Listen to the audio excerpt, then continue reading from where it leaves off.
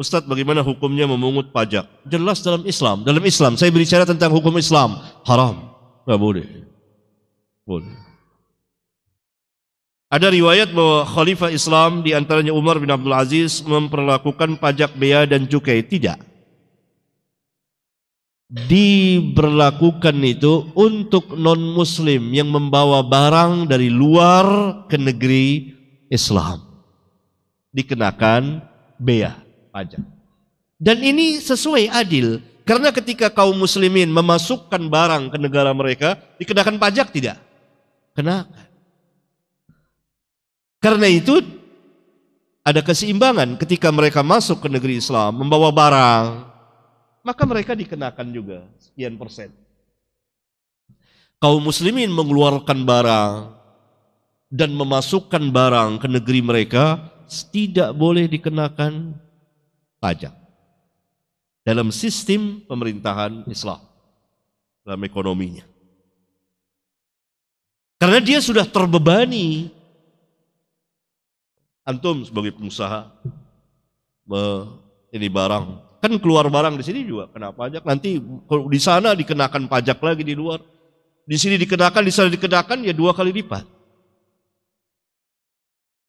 Nah itu barangkali yang dimaksud dengan pertanyaan ini ya. Allahu a'lam. Saya ada beberapa pertanyaan tapi saya harus jawab yang lain. Baik Bapak Ibu sekalian, jadi terkait dengan pajak ini, bedakan di fikih kita itu dalam fikih muamalah pembahasannya ya, dalam fikih muamalah. Ada beberapa yang dibedakan. Dalam hukum Islam berlaku zakat. Dalam hukum Islam berlaku zakat bagi orang Islam. Bagi orang Islam ya.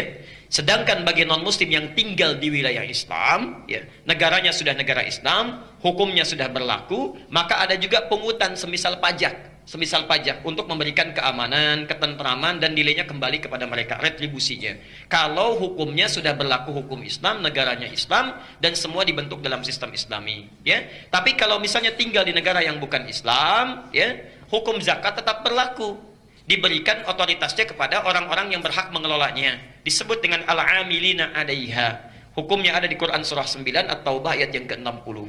Innamas shadaqatu lil fuqara wal masakin ya, wal amilina 'alaiha, yang mengelola zakat khusus, pengelola zakat yang sekarang dikenal dengan bazis, badan ambil zakat, infak dan sedekah diantaranya. Ada juga yang tidak masuk bazis. Misal di setiap DKM ada pengelola zakatnya. Jadi setiap kita akan mengeluarkan zakat wajib hukumnya ya. Jangan tunggu jadi negara Islam dulu baru zakat dikeluarkan, tidak ya, tidak seperti itu. Jadi zakat tetap berlaku, bagian dari nilai Islam. Begitu dapat kita hukumnya, baik zakat mal ataupun zakat fitri, bukan zakat fitrah ya kalau dalam bahasa hadis, tapi zakat fitri. Baik zakat fitri ataupun zakat mal, kalau sudah tiba hukumnya wajib dikeluarkan, wajib dikeluarkan. Adapun pajak itu hukumnya terkait dengan fikih muamalah, diserahkan kepada otoritas setempat dengan sistem kenegaraan yang berlaku. Misal di Indonesia, di Malaysia, di Brunei dan sebagainya mungkin beda sistemnya ya. Jadi terkait dengan pajak itu bukan hukum dalam agama kita, tapi terkait dengan ketaatan dalam tata kelola terhadap ulil amri yang mengatur kemaslahatan kita ya. Pajak dipungut teoritisnya untuk dikembalikan kepada kemakmuran rakyat ya. Di kita diambil misalnya dari pajak retribusi, pajak makanan, pajak macam-macam. Dikembalikan kemana? Sebagiannya dibiayai untuk biaya keamanan supaya bisa menjaga keamanan kita, dibangun bangunan-bangunan, jalan-jalan dan sebagainya. Itu diantara hukumnya. Apa hukum atau pandangan dalam agama Islam? Kalau sudah ditetapkan oleh pemerintah wajib mengikuti. Itu hukum muamalah namanya. Hukum muamalah ya. Jadi wajib kita lakukan. Adapun masalah misalnya penyimpangan, digunakan pada hal yang tidak tepat, dikorupsi dan sebagainya, itu perkara yang terpisah dan dosanya ditanggung oleh mereka. Ya, dosanya ditanggung oleh mereka. Jelas sampai di sini saya kira. Assalamualaikum warahmatullahi wabarakatuh. Assalamualaikum warahmatullahi wabarakatuh. Ustadz, saya mau bertanya.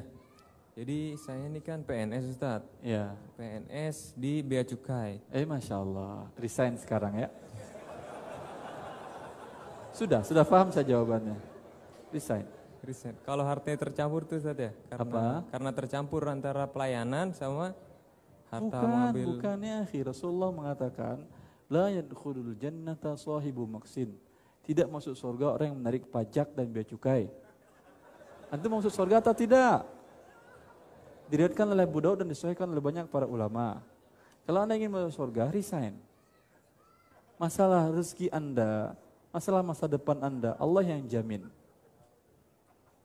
Nah, jazakallahu khairan Ustaz. Allah barik fiik ya akhi. Masya Allah, saya menghormati beliau, jantan beliau ya akhi. Assalamualaikum Ya. warahmatullahi wabarakatuh. Assalamualaikum Ustaz. Jantan beliau mengaku bahwa telah terlanjur. Memang semua orang menginginkan posisi beliau itu, saya yakin. Untuk masuk itu tidak gampang. Hanya anak-anak pintar yang bisa masuk ke sekolah tersebut. Ya. Tetapi sayang karena di sesuatu yang haram, anak-anak pintar ini kepintarannya digunakannya untuk yang haram.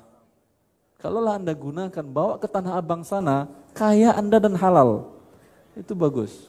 Allah barik fiik. Bagaimana pendapat Ustadz? Kita kerja di bagian perpajakan, cukai. Apakah haram apa tidak? Saya dengar katanya cukai pajak itu haram. Haram mengutip pajak. Yang dimaksud Nabi pajak, cukai orang Romawi, cukai orang Persia. Karena zaman Nabi dulu ada dua kekuasaan, kiri Romawi, kanan Persia. Raja-raja itu mengutip cukai dari rakyat untuk poya-poya.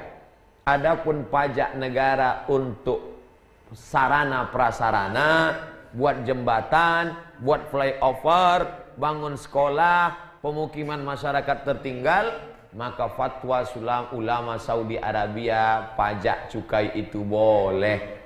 Pajak bumi bangunan, pajak sepeda motor, pajak mobil kendaraan, pajak itu semua di store ke kantor pajak untuk kepentingan umum. Hari gini nggak bayar pajak, apa kata dunia?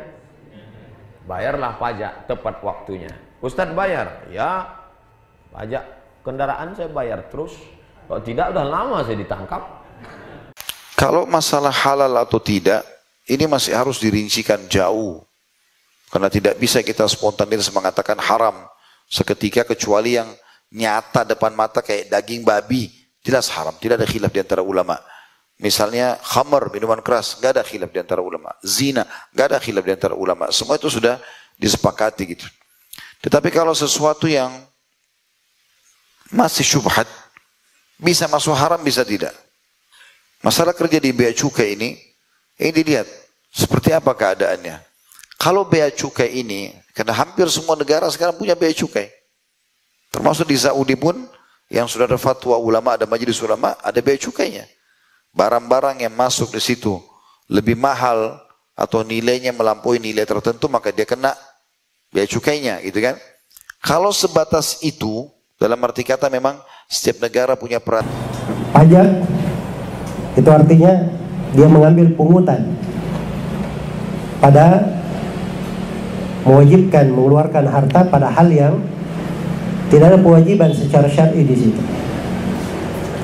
Itu hukumnya haram karena mengambil harta manusia tanpa hak itu adalah haram.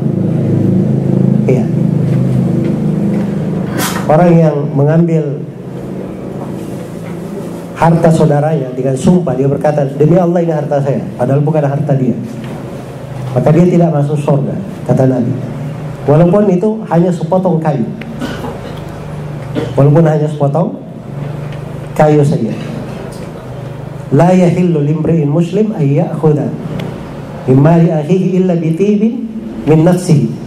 Tidak boleh seorang muslim itu mengambil dari harta saudaranya kecuali dengan ridha dari dirinya.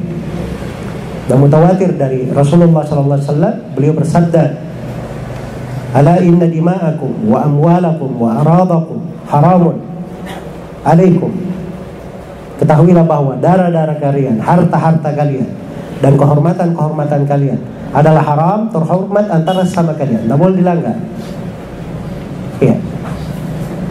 Aturan untuk mengatur perekonomian mereka, gitu kan, supaya juga mengatur orang tidak sembarangan membawa produk masuk ke dalam negaranya, ya, atau sebaliknya, ya, yang akhirnya nanti bisa mengacaukan ekonomi dalam, maka itu masih tidak ada masalah.